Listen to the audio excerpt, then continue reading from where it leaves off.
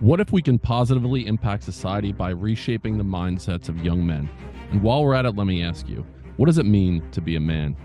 My name is Dennis Meralda, a father, a teacher, a coach, a mentor, and a principal with over 2 decades of experience shaping the minds and characters of young men across the United States. If these questions resonate, if you're a young man looking to improve your life or a parent looking for tools to help your son become the best version of himself, the Building Men podcast was created for you. What's up, everyone? Welcome to the Building Men podcast, or welcome back. If you have been here before, as always, I'm your host, Dennis Meralda, joined today by Justin Buonomo. Hopefully I pronounced that correctly.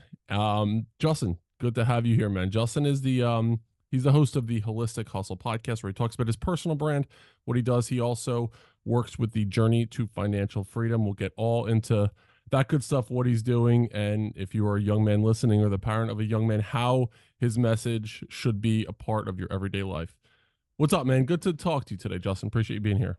Thank you, brother. I appreciate you having me, and I love what you're doing. I love the audience, and I wish I had somebody like you at that age. We'll get into some of the mistakes that I made at the young man age when it comes to money. But anyways, dude, thank you for having me. I'm excited for today. I appreciate that. It's interesting that you lead with that. It's one of the most common things that I hear when I'm doing Building Men meetings, and I'll travel around. I'll get into an organization, a group, or a school, and I'll set up social groups for the boys, and we meet once a month right around that time frame, and there's usually other male mentors involved in it.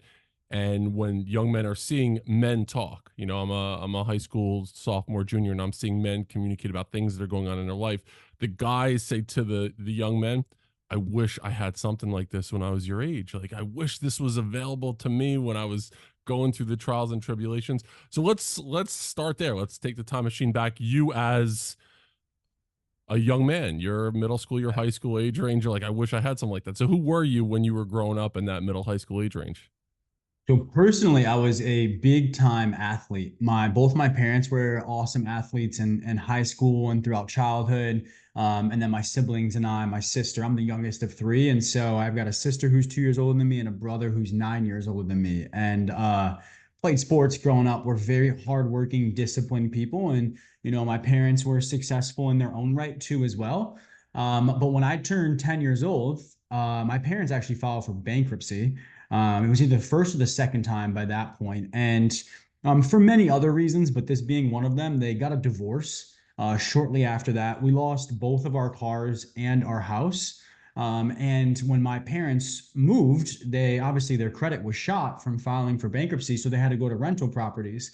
And the rental properties that were allowing them in wouldn't allow pets. And I had a 3-year-old Rottweiler at the time. Right. And so I had to give away my dog at 10 years old, move school districts, lose all my friends. Right. And so from a young age, I was really impacted by money. And it was confusing to me because I was like, wait, my parents are well put together people. They're successful. This was back in the late 90s, early 2000s, and they were making like $150,000, $160,000 put together at the time. Right. And this happened. And so fast forward until I'm 18 years old. I'll actually kind of go backwards a little bit. When I was 13, I got hit by a car riding my bike to soccer practice. Right. My dad lawyered up and, justifiably so, because there was a lot of sports teams that I was playing on. I was playing on Olympic development teams. Right. And he had to pay to keep my spot on these teams, even while I was Jesus. interested. And so a lot of medical bills. Right. And honestly, a lot of trauma, to be honest with you. It was really scary. It was right at the top of my neighborhood where I thought that I was safe. So it was one of those justifiable situations to hire a lawyer and get them involved. And so we ended up settling, I think, for about $80,000. And I got that money. Now, fast forward to when I was 18. I got that money when I was 18, put into my bank account. It was my money, it wasn't my parents' money. Nobody could tell me what to do with it. Right. And I moved 6 hours away to go to college in Maryland to play college lacrosse. And you could imagine how that went with $80,000 unsupervised, no financial literacy whatsoever. And, all I did was just mirror to me what I saw growing up, which was you make money or you acquire money and you just spend it stupidly. Right. And immediately, Dennis, I went to the Audi car dealership and bought a brand new Audi A4, paid for it in cash, put black rims on it, put red calipers on it, and 30 something thousand dollars immediately out the door. Right. And so, not the best financial decision. And then to say that I blew that money over the next 2 years would be a compliment to how I handled it. And so, that's kind of, if you back up a little bit, Right. right? That's really what I meant when I said coming in here. I really wish that I had something like this, during those middle school and teenage years. To learn more about our programs, including one-on-one mentorship coaching, the foundation, our Building Men online group community for young men, or to bring a Building Men experience to your school, check out our website, buildingmen.io, or click the links in the bio. Now, back to the show. I'll start with the accident first. So take me back to that. So you said you were 12, 13 years old. Yeah. What were the injuries associated with that? Yeah, so we were 13 years old. Me and my two buddies were riding our bikes to soccer practice. And this woman was pulling out of our neighborhood and she was going right, but looking left. And as soon as she saw no traffic was coming left, she pulled out and we were coming this way on our bikes. She hit my buddy head on, who like flew out into traffic. Thankfully, he ended up being okay. No oncoming traffic hit him. The other buddy, he dodged it. Nothing happened there. But I hit the side of the car, right? And somehow it's, kind of a little bit of a blur. I flew off and ended up underneath the car, right? And she ran my leg and my foot over, starting at like my ankle and then ran it over to the top of the foot. And so it completely crushed my ankle and my foot. And so as a soccer player, or any really athlete, Right. that's a pretty big injury. Yeah. And did you have any therapy over that? Because I'm sure like we get injured, right? And when it's a regular injury, when you're a sports player, I mean, I played college baseball, I understand, my shoulder was hurt or whatever, but when it's a debilitating injury like that and there's a traumatic event associated with it, like that gets imprinted into our psyche as a young man, right? So was that a part of it? You mentioned trauma. Did you have to go to therapy or any kind of counseling services around that? So definitely went to physical therapy, Yeah. obviously, for the physical injury, but unfortunately grew up in a household where like therapy was taboo. You Yeah. were soft Same. if you talked about your emotions and your problems. I got an old school Italian father from upstate New Yep. York, right? And so unfortunately none of that was available. And a lot of my friends around me kind of had similar upbringings too as well. So just didn't even have a friend group to kind of come out and talk about it. But the biggest thing was that was going into my freshman year, I think, in high school, and maybe sophomore year. And so at the time, I didn't think that I was going to college to play lacrosse. I thought I was going to college to play soccer. And so it really, really beat me up just to have to sit on the sidelines the entire season and not be the star of the team like I thought I was going to be. Did you ever slip into any level of a depression because of that?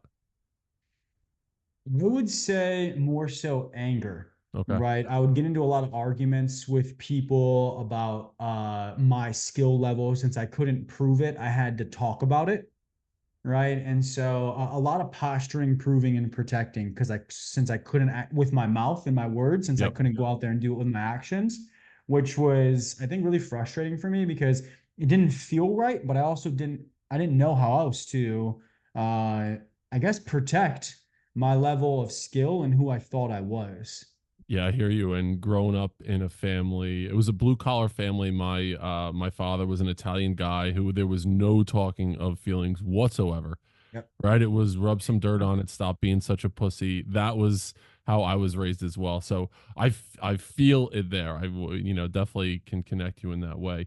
And the other thing I recognize is with young men, a lot of times anger is misplaced emotion, just unaware of how to deal with the emotions that you're feeling, especially if it's a level of sadness, Yes. of emptiness, and we don't understand how to deal with that. So it comes out in an aggressive way, especially if we feel like we look weak among peers or even the opposite sex. So I connect with you there, my man. The other thing that you mentioned is having that 80 grand, being in college. And I think that would be the case for most young men. And you hear all these stories, and I'm sure you talk about it with your clients, of professional athletes who don't have any level of financial understanding, and they make all this money and they spend it immediately, and then they're broke in just a couple of years. um I also think, Justin, about the idea, we talk about it here in Building Men, around false masculinity. And it seems like I definitely would have fallen into the same trap that you did, but it's around, as you're growing up, what does masculinity mean? What are we hearing from society? You got to be the best athlete possible, bigger, faster, stronger, those kinds of things. You got to get with the most girls as you possibly can. And then you got to get the stuff, right? You got to have the shiny car, the things, right? And that's pretty much who you were. So at what point, post college, or was it in college, did you start to change your ideas around that? And was there a mentor? Was there someone that helped you along the way? Um, I would say what came first was my change in my views and management, or what we call stewardship, right, of my money. So I got a master's degree in college in healthcare management, right? So I ended up working, before I started my company, in hospitals, particularly the Johns Hopkins system, on the business side of the hospital. So I ran the hospitals from like a business standpoint, right? And so 23 years old, fresh out of my master's. Thankfully, had a couple of good mentors, and I interviewed really well. But I got a job that I had no business having. It just had been open for like a year or so, and they were starting to get desperate. And I was ambitious enough to take it on, and at least had a master's degree. And so, with that job came a decent salary. And also, after a month or two while I was there, I was like, wow, these people really like me, and they really seem to already be investing time, money, and energy into growing me. And so, thankfully, at that age, I understood that that meant I was only going to make more money as I went, right? As I climbed the corporate ladder, particularly through the Johns Hopkins system, right, with the experience that I was getting. And so, right then and there, at 23, 24 years old, I was like, okay, I have to make a decision here to learn how to manage money, right? And because I'm only going to make more money. And I don't want to go through the same thing that I went through in my childhood. And I don't want to be one of those guys that's making a ton of money but doesn't have any money, right? And so, thankfully, part of my job description was financial management. So I just took what I was learning in the corporate financial business standpoint and just started implementing it into my personal finances.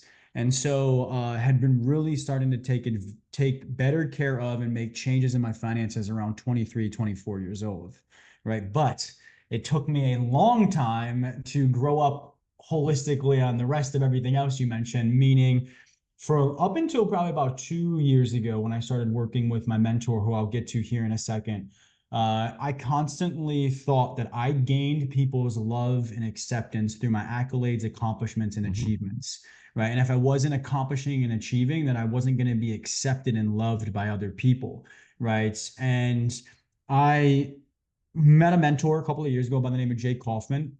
His tagline is, he's like, I help men die before they die. Right. And what he means by that is that there's I hope that there's one thing that the young men listening uh, take a note on, remember, is what I'm about to say here. Right. There's the first half of life and there's the second half of life.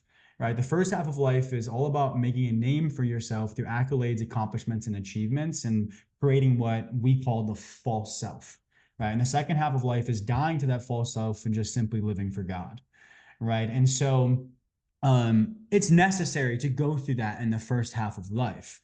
Right. But I ultimately realized it was time to grow up out of that, where like I am now safe to know that like I'm not a it doesn't make me a real man isn't somebody who accomplishes, achieves, right, and has all of these accolades and has all the fancy things and gets all of the girls, right?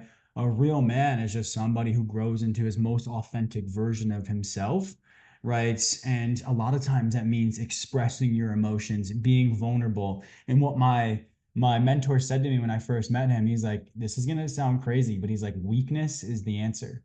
Right? And what he meant by that is just admitting that like there was something wrong, right? That there was a better way to live life. I was ready to mature and grow up, but like admitting that is weakness. It's saying even though I've accomplished so much and I'm doing everything that society tells me I need to do to be a man, particularly a successful man, right? I'm doing it wrong. And so I always use the example where, thankfully, at 28 years old, I'm about to be 32 here in a couple of weeks, which is crazy to say. But at 28 years old, I became a millionaire. right? And I accomplished, thankfully, God gave me all of the materialistic things that I thought was going to make me happy, at least eternally happy, right? The amount of money I wanted to make, the business I wanted to have, the wife I wanted to have, the dream house, the dream cars, vacationing once a month, right? And all that happened was I just had the same level of anxiety and depression that I had before I accomplished those things. Not because there's anything wrong with those things, right? I don't want that to be the message here either, right? It's just I had a misconception of the objective Mhm. of those things, of the purpose of those things. And what I realized in the process is materialistic things or accolades, accomplishments, achievements, possessions, there's nothing wrong with them. Go after them, make $1 million, right? Drive your dream car, right? Have your dream house, but just realize that they're amplifiers of happiness, not sources of happiness, right? And what I mean by that, amplifiers of happiness, quick, easy example here, right? When I drive my car, I love my car. I got a BMW M Series with the peanut butter brown seats, like I always wanted, 22-inch rims, right? And I'm happy while I'm in it. I'm happy, well, maybe 10 minutes after I hop out of it. But after that, I just go right back to baseline, amplifier of happiness, right? It's not going to bring you eternal happiness, which just means you're present, happy, and joyful for life. Does that make Love sense? that. It definitely makes sense. Love it. And I agree with you wholeheartedly. I hadn't heard the first death, second death piece. Yep. Definitely going to incorporate that into my talks in the future. But I'd love to unpack a little bit. I mean, you mentioned relationship with God. It's something that you put out there in your social media posts. When you were growing up, was religion a big part of your family? Was that a big part of who you were? Absolutely not. My parents identified as Catholics, but Hmm. we maybe went to church once every 3 years. And my mom went to Catholic school and she can speak from the Bible fairly decently. But when my parents got divorced, I stayed with my dad. So when my parents were together, my mom, because of my dad's influence, didn't flex the religion, if you will. And then when they got divorced, I actually stayed with my dad. And he is the furthest thing from religious. He doesn't understand God whatsoever, and has a very distorted image of that. And so I was not shown God, Christ, religion, anything growing up. If anything, like the complete opposite. My Right. dad grew up, in the mobster area in New York Hmm. and thought he was one. And even after it ended, he still acted like that. And he's the guy who lives off the glory days because he was a star high school quarterback. And he has never had his earthly death, right? The two deaths. You have your earthly death when you die to that false self, that first half of life, that child in you, and you become a real man, right? And then you actually have your actual death. My dad's going to be one of those people that has both of his deaths 10 minutes apart. He's going to realize on his deathbed, I did this life thing wrong. I never grew up. And 10 minutes later, he's going to actually die. Are you estranged from your father right now? Yes, we haven't talked in a couple of years, and it's Yeah. because he unfortunately was very abusive physically growing up, mentally, emotionally, verbally, but like obviously as we got older, like just very emotionally he's just very toxic, very, very Hmm. toxic. And it just nothing's ever his fault. He is a child in a 60-something-year-old man's body. We have very similar upbringings, very similar old men, estranged from my father as well. I could tell by the way you were talking as I tell my story, it's a similar cadence to my communication. So I feel you there, man. I definitely feel it. Father's Day's coming up. I mean, while we're recording this episode, we're 5 or 6 Yeah. days away from Father's Day, and you are a father yourself. Is this going to be your first Father's Day as a father? First Father's Day of the Father. So what are the emotions attached to upcoming Sunday? Like what are the emotions? Because I'm feeling emotions like I have 3 kids. They're 19, 7, 16, and 14 years old. So I've Wow. been a father for, almost 2 decades now. Dude, you look like you're 30 something. I don't mean to Yeah, interrupt thank you. you, It's man. I crazy you got appreciate it. kids Yeah. that old. Yeah, I'm 47 years old. But Okay. um but I like there's emotion associated with the day for me. Not only myself as a father, but then also my relationship with my father and all of the struggles there. So what are you thinking about as this day is coming up? Hmm. Such a good question. From a personal standpoint, like meaning like my own daughter, right? I'm very excited from that standpoint. I am She'll be 3 months old tomorrow, right? So it's still very fresh. I'm still adjusting, if you will. And those first month or two, like they're really just like a little potato that Yeah. sleeps with a heartbeat. You know what I mean? So like they're not that interactive. And so it doesn't kick in until, kind of the age she's getting now. She's awake more, she's more interactive. And so um I'm really excited from my own standpoint because I am just proud of myself for the father I've been so far and the father that I will be, and knowing what an amazing upbringing she's going to have. Not perfect, right? But I'm just really proud of myself because I've done the work over the past couple of years to really mature and grow into a real man that can be a healthy man of a household, true man and father to Peyton is her name. When it comes to my dad, it's uh, I am starting to really come to terms with that, like I may never speak to him ever again because he's never going to learn.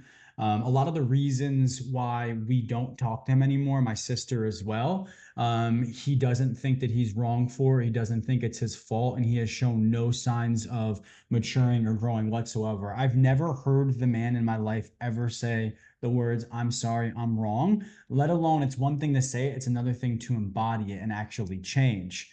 Right. And so for me, I'm really kind of coming to terms with that. And I think I'm starting to really just grieve the loss of my dad. And this is going to sound kind of crazy, but sometimes I've had the thoughts where, like, I almost just wish he would die because I have that, not from like a morbid, I hate him standpoint, but like, I'm missing a father right now. I don't have a dad. It's like he's dead, but there's still this physical body walking around, which is just so confusing to me, right? And it's so confusing to other people. And like, I just have this loss of a father, but also he's still here at the same time.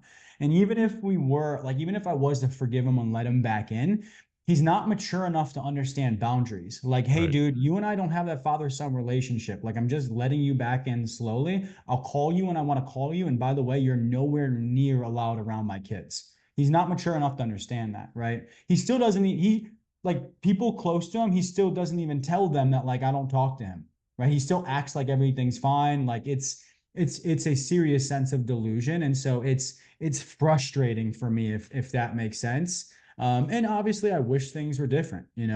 He has helped me a lot in the past. He's supported me as much as he's could, but like it's not a license just to allow Right. the toxicity and the abuse. Yeah, and I feel like you and I could be the spokespeople for this like narcissistic personality Yeah. father club.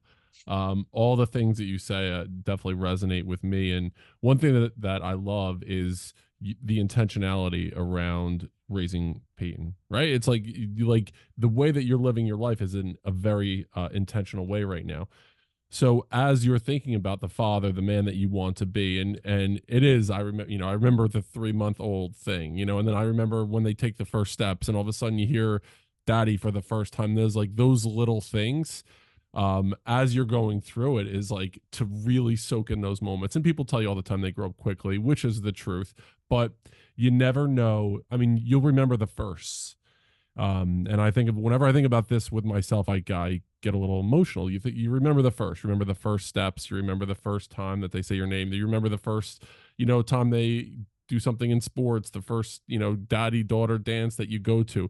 But no one else ever tells you there's going to be a last time. No one ever tells you there's going to be the last time that you read them a story before they go to bed at night, the last time that you walk them to school and they give you a hug before they go out and they hang out with their friends. So whenever I talk to new dads, I'm like, recognize that it's a finite amount of time. So every single moment you have, like, freaking suck it in as much as you possibly can.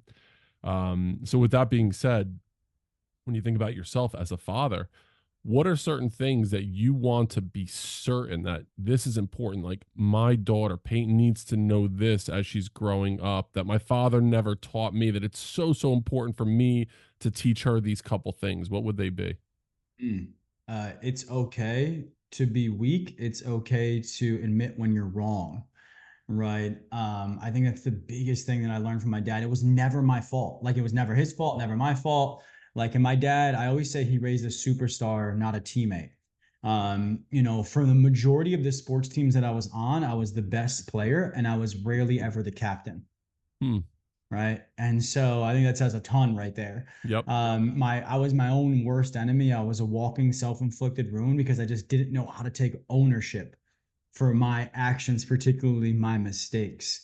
Right. And it was always somebody else's fault. And I always was just like, screw it. Right. I'm going to move on to the next thing. And I'm just going to focus on what I'm good at and not pay attention to my weaknesses or my flaws.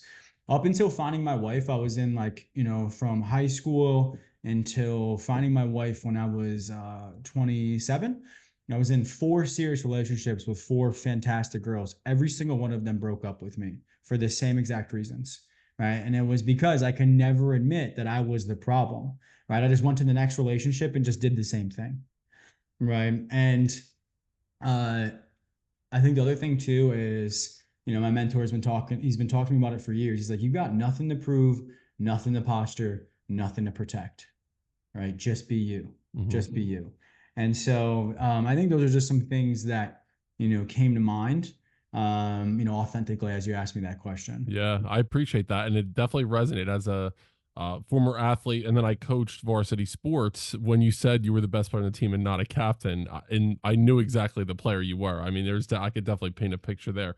Usually, you hear the question, Justin, if you can go back in time, what advice would you give to yourself as a young man? I mean, I've heard that one many times. I'd love to know. So, based on the young man that you were, is there anything that 15, 16-year-old Justin would say to you now? Would there be anything, piece of advice that he would give to you, or would he tell you to like keep following your dreams? Like, what's something that young Justin would say to, 32-year-old Justin?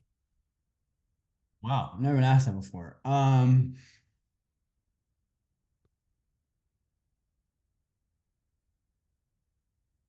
Hmm. Forgive yourself for the mistakes that you've made.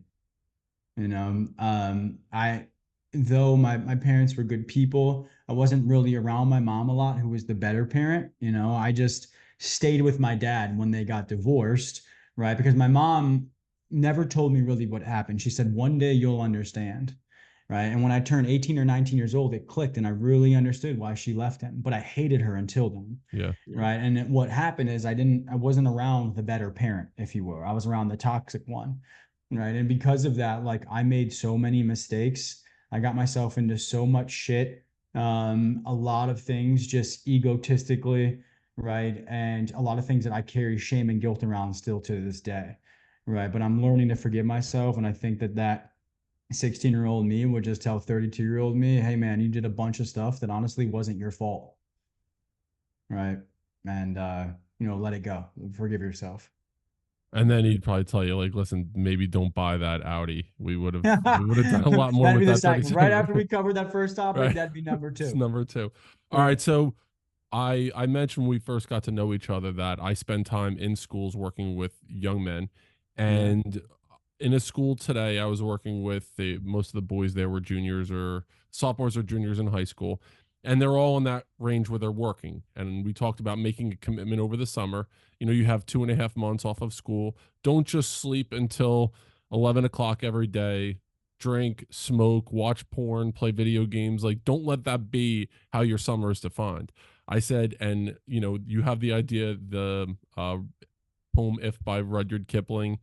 You can fill the unforgiving minute with 60 seconds worth of distance run. Yours is the earth and all that's in it, and which is more, you'll be a man, my son. It's like a powerful closure to that. So I read him the poem today, and we talked about making a commitment over the summer. And a lot of the boys they were talking about, and whatever slang they were using, making fat stacks, making bread, getting bank, like however they were saying it, but they're like, I want to make money this summer.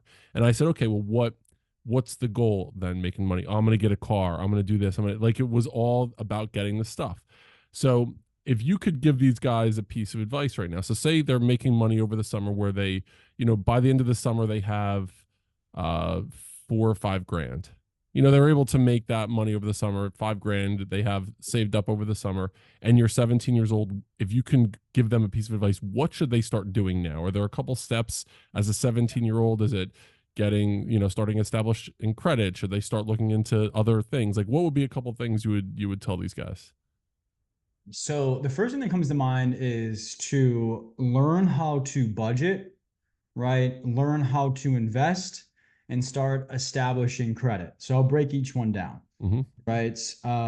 Budgeting, unfortunately, society has made it feel like handcuffs, right? Restricting, like, it's like you did something bad if you got to go on a budget. That's the furthest thing from the truth, right? Quality budgets will allow you to live your life, right? Will allow you to spend your money. Like I tell our clients, like, I want you to live your life. I want you to spend your money, right?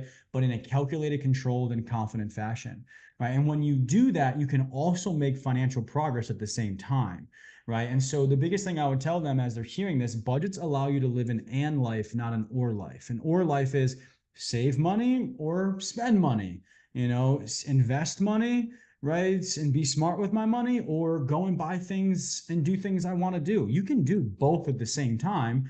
You just need the right tool to allow that to happen. And that would be a budget, right? And the second thing would be start investing now. The sooner you start investing and get the snowball going, the snowball effect of compounding interest, right? So the earlier you start, the richer you'll be by the time you're my age, right? Or by the time they're your age, or by the time they're getting to their parents' age, right? And so what I always make the joke that besides Jesus Christ and my wife, God, the best thing God ever created was compounding interest, right? And that's how you make passive income, right? And so when you invest money, let's just say into the stock market, right? And you put $1,000 in there, right? And it makes 20%. 20% of $1,000 is $200, right? So you add that 200 to the 1,000, now you have 1,200, right? And now 20% of 1,200 is a heck of a lot more money than 20% of 1,000. And that's how compounding interest works. It starts to compound on top of each other because the interest gets added into what you've invested of your own money. And the percentage of what you're making now gets larger. And then that gets added back in. Another percentage of what you're making now gets larger, and that gets added back in. The faster and the sooner that you can start that snowball effect, if you will, or just start taking advantage of compounding interest, the better. I wish in high school I started investing. And thankfully have a decent financial situation right now, but I'd have tens and tens of millions of dollars, right, that just were made passively for me if I just started investing and getting compounding interest starting as soon as possible. Right. And so the easiest way for them to start to getting invested or set them to start investing is to download an app called Robinhood, right, which allows any person to start investing and to start investing their extra money into what is called the S&P 500, right? The S&P 500 is just a collection of the 500 best companies in the United States, right? And it's monitored, I believe, weekly, if not monthly, where if it's basically ranked in number 1 to 500. So if like 500 drops to 502, then like somebody swaps that automatically, right? So you're always investing in the top 500 companies in the United States, right? As you can imagine, right, the top 500 companies in the United States are successful companies. And what that means is over time, they're going to become more valuable. So as you buy in right now and you're, let's just say, buying Nike stock for $100 right now, in 5 years, when it's worth 500, you've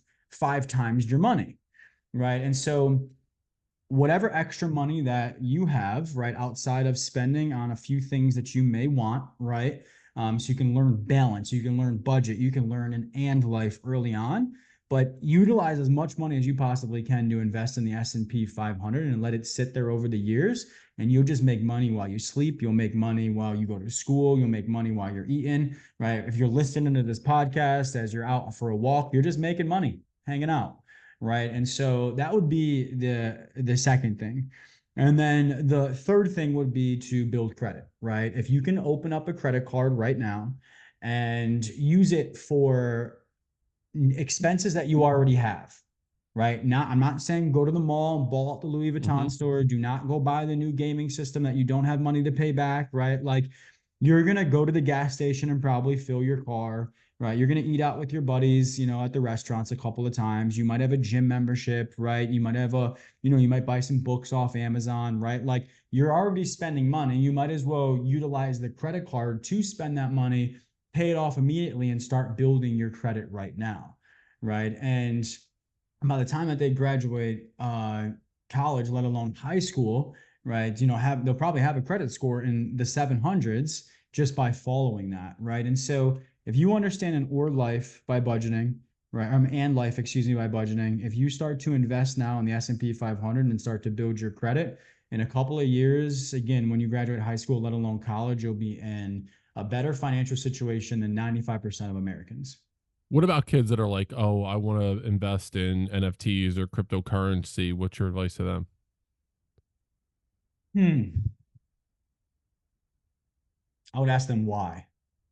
I think it's like Right. new and shiny. It's Right. I think that that's a piece of it as well. It seems like Right. it's more Gen Z Right. to do that. That's just something that I've heard from young men as well. Right. I would say that like your investing strategy should be based on your goals. Right. And so if your goals are to make predictable but large amounts of money passively over time, then there's really nothing better than the S&P 500.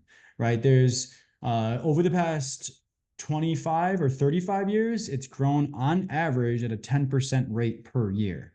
Some years obviously up in the 30s, other years, closer to the negatives. That's why the average comes out to 10, but it's basically guaranteed large amounts of passive free money over the long haul, right? You can't say that as much with cryptocurrency and NFTs. I'm not saying that I don't invest in those things and don't believe in those things, right? But they have limited money right now, and we Hmm. want to go towards guaranteed, almost guaranteed returns.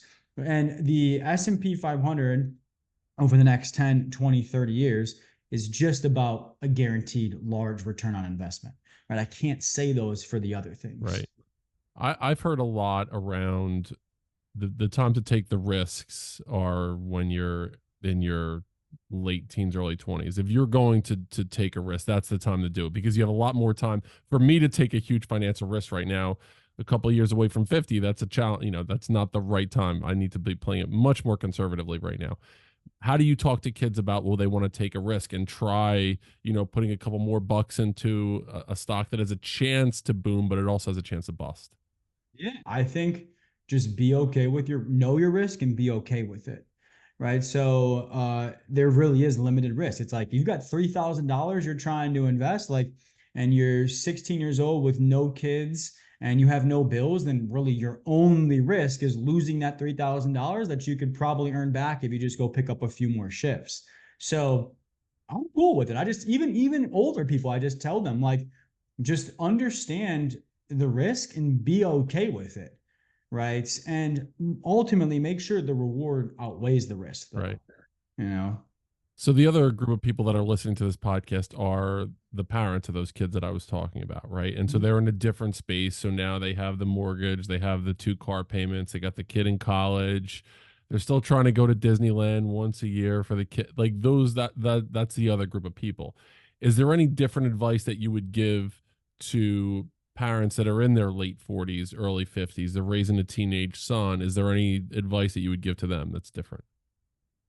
1,000%. I would say have your investment strategies just match your goals, right? So you have to see, really, we have to start and sit down and figure out what are your goals, right? And then from there, figuring out which ones make sense to go after first, second, third, and which ones we can maybe attack in parallel, right? We call it cadence of accomplishments. So I'll give you an example. When we meet with parents, there's people that like, I want to pay down my high interest credit card debt.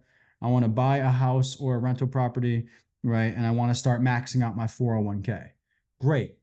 Which one should we go after first, Right. right? And so most times, if you want to buy a house, we should probably pay off the high credit card debt first. We're like, okay, we're going to utilize your funds, right, to do this, right? And so then we'll do this next and this third, right? And then from there, we just got to ask yourself, like, what cash flow do you have to go towards these goals? So after you pay all your bills each month and have a little lifestyle baked in there, how much money is left over to allocate towards these goals?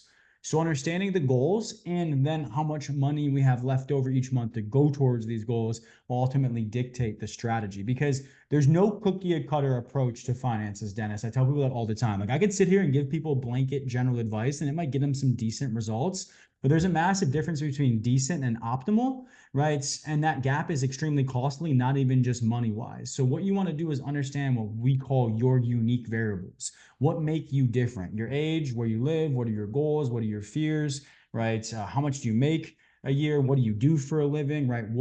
How many kids do you have? Like, and then utilize those unique variables to build you a custom strategy that will ultimately get you best results.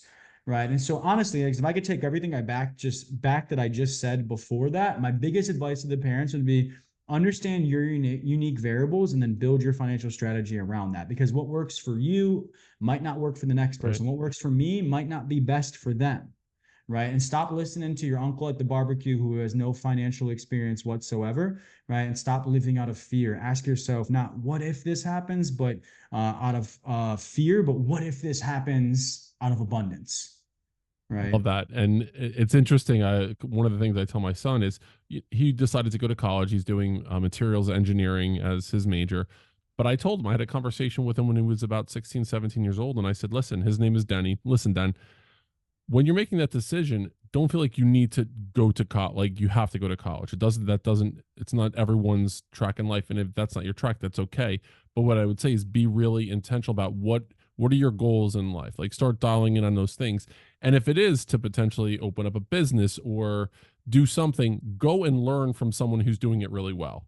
You spend time with that person. That is, if you want to be a millionaire, spend time with people, volunteer, do something to add value to their life so you could learn the tricks of the trade that way. Same thing. So Uncle Buck at the barbecue, he might not be the best mentor for you in that space. Go find someone who's doing something somewhere that you want to be a couple steps ahead of you in your life. So I'd love to close the loop on your journey to make sure that we have an opportunity to give you a chance to talk about what you're doing right now. So where we paused in your story, Justin, you were working at Johns Hopkins. You were in this financial space. You were starting to figure it out a little bit. So how did you get from there to where you are now? And let us know, like, what exactly are you doing right now? And talk to us a little bit Yeah. about your business. Yeah, absolutely. So at Hopkins, I actually started off there in undergrad as a nursing assistant. I did my undergrad studies in nursing and pre-med with the original intentions of becoming a physician. And I, unfortunately, when I was at Stevenson, that's where I played college lacrosse, had a great experience. We won a national championship, ended up being an All-American.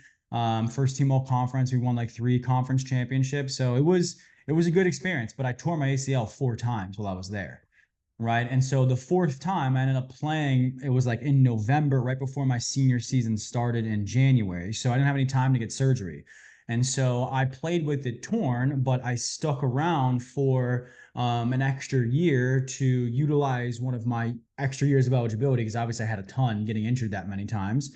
And so I got my master's degree in healthcare management and just thought it was going to be a bridge in between undergrad and medical school, just so I could play one more year of college lacrosse.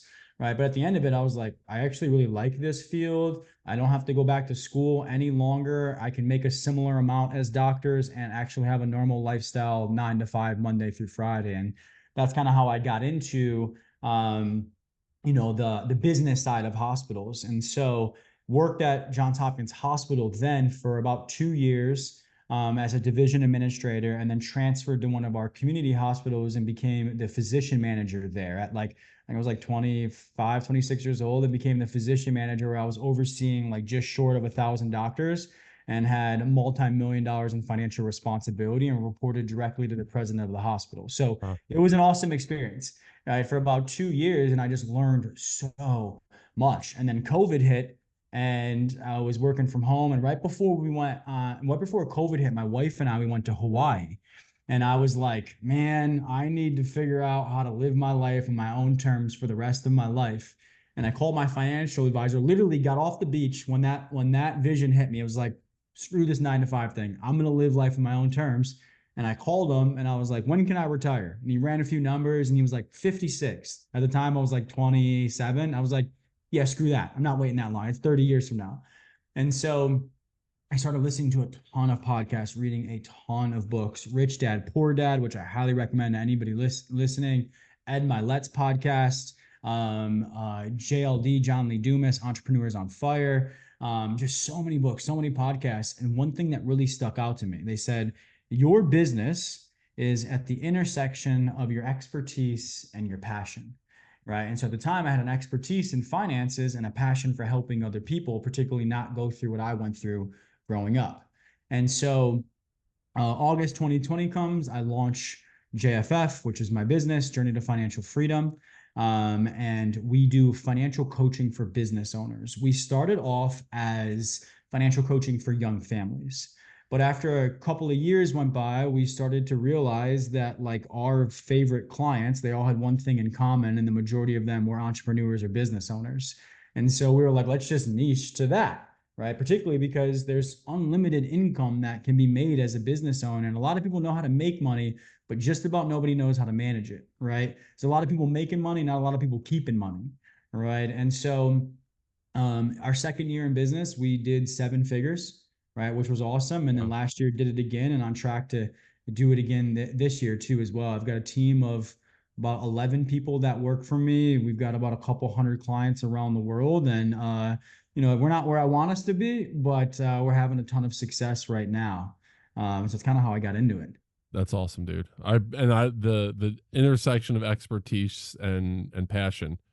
I love that, and that'll be a way also that I explain it to young men as well. And I feel blessed to be sitting at that sweet spot in my life with what I'm doing. It takes a long time to get there. I wish, again, for me to go back and have the conversation with a younger me, saying like, when you have that feeling like you did, screw that. I'm not waiting that long. I stayed as a middle school principal for 15 years, and I wish I would have gone back and done it earlier. But they say like the best time to plant a tree is 20 years ago. The second best time to plant a tree is today. So if you're listening, start whatever that is today. Talk to us a little bit about the podcast, Holistic Hustle. Tell us a little bit about what that podcast is, and is it on every Spotify, Apple? Can we find it in all the places? Yeah, it is. It's on all the major platforms. And holistic Journey to Financial Freedom is my business, very financial business related. But like I have my own personal brand too as well, right? And there's a lot more to me than JFF and money and business. And so the Holistic Hustle podcast is I created it to help people work hard for the right reasons, go after success, accolades, and accomplishments for the right reasons, right? And I heard this quote from Brandon Bouchard a couple of years back where he said, "You're not a true high performer if other important areas of your life, like your health and relationships, are negatively impacted based because of your pursuit of materialistic and professional success." Right. And so I'd always been very successful professionally, materialistic wise, athletically, but every other area of my life always hurt. Right. And so holistic hustle is let's be successful in every area of your life, right? And not just successful in one area when every other area is hurting because of that. Right. And like there's nothing wrong with working hard, having success and accomplishing things. You just want to do it for the right reasons, right? Reasons that bring us closer to God, not further away from God, right? Like, are your intentions behind that success, your intentions behind what you're trying to accomplish, your intentions behind your goal, are they healthy or unhealthy? Right. And ultimately, I want to help people build healthy intentions and motives and a holistically successful life through that podcast. Awesome. And I'm sure it lights you up when you do it, and you're talking to other people that are passionate about what they're doing. And much like this conversation for me, like I will leave this with my bucket filled. Like and I will have conversations based on this conversation. So I appreciate you being here. You mentioned Brendan Burchard. I have a shelf full of old high performance planners on my shelf. I mean, he was the guy. I mean, what as I was going through leaving public education and getting into the entrepreneurial world, he was a guy that I listened to on a regular basis. So definitely speaks to me there. Before I ask the last question, Justin, where can we find you? How do we get in touch with you? Absolutely. So you can find me on Instagram, Justin_Buonomo. Also, my YouTube channel, in addition to my podcast, are awesome place to just find me on YouTube as Justin Buonomo. Got a lot of awesome content over there. And for the young men listening, feel free to DM me. Feel free to, however you want, contact me. More than happy to talk. I'm also a high school lacrosse coach, actually very grateful to coach the #1 team in the country the past 3 years in McDonough School out of Maryland. And so I know young men very well. I've been coaching lacrosse for a while, and it's one of my biggest goals for my personal brand is to pour into young men. And for any parents that are listening, that are business owners, also feel free to DM me, right? More than happy to figure out if and how we can help you. And I'm going to be giving away a free training to your audience, which is called How to Make and Save More Money. And this is a training that I did for our exclusive community of high ticket clients. And we've decided to give it away to your audience for free. And so I hope people enjoy that. And anybody that is interested in just learning more about how we can help you, in addition to everything we talked about today, there will be a Calendly link that we'll put in the show notes where you can book a call with one of my team members from JFF, Journey to Financial Freedom, where we do the financial coaching for business owners and really just help business owners get their finances together, right? So they can run their dream business and live their dream life, right? And most people don't ever do that because of this thing called finances.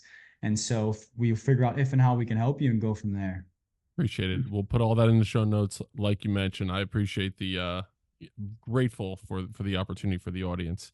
Final question, Justin, I always ask to the guest is, anyone who's listening right now after the last hour or so got a ton of value from this episode, but they press stop right now and they could do one thing, and this one thing that they do can really change the trajectory of their life, especially if it's a young man. What's one thing that they can do right now? Just a couple of things come to mind. I think the biggest asset and the best investment that you can make is in yourself, right? There's this stat that only 10% of your happiness and presence comes externally. The other 90% is internally, right? So start asking yourself, why am I the way I am? And is it serving me? Right. And if it's not, start to ask yourself, the hard questions on how you can grow into a better individual. And I love the quote that says, your life and your wealth, but your life in totality will expand into direct proportion to the hard conversations you're willing to have with yourself, other people, and God. Right. And so act on that, right? Realize that all the answers and success that you want are internal, not external. And I think that your life will drastically change. Mic drop moment right there, my man. That was powerful stuff. Really, really appreciate it. Justin Buonomo, dude, it was awesome to get to know you. Hopefully we continue this conversation. I really enjoyed connecting with you. I'd love to share your information out there with all the young men that I speak to, because I do think that this is an important thing. So instead of them just saying, I'm going to go out and make bread, I'm going to make fat stacks of cheddar, like Jesse used to say on Breaking Bad. But what are you going to do? Like, what are your plans to go ahead and do so? And I believe in that. Like, okay, how are you going to get from point A to point B? So dude, really, really appreciate it. To the audience, if you've gotten any value from this episode, please consider rating it, reviewing it, and more than anything, sharing this episode out with anyone that you think might get value from the message. Go one step further than you thought you could go. We'll see you next time on Building Men.